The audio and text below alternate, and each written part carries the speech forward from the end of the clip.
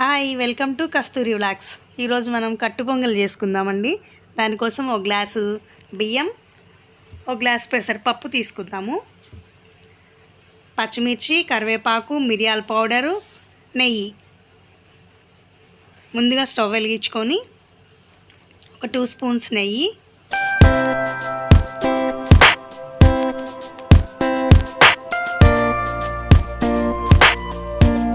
జీలకర్ర, ఆవాలు,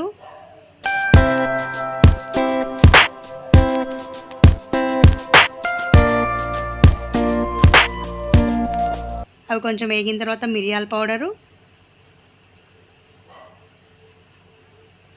ఎండుమిర్చి, పచ్చిమిర్చి, కరివేపాకు,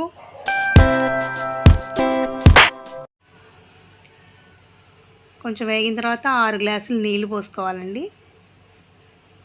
1కి 3 అన్నమాట.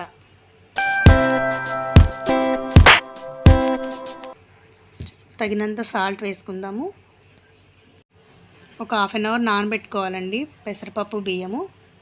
ఇప్పుడు నీళ్లు తెరిలేటప్పుడు అవి వేసేసుకుందాం మనం. కుక్కర్లో పెట్టేసి 5-6 విజిల్స్ రానియాలండి.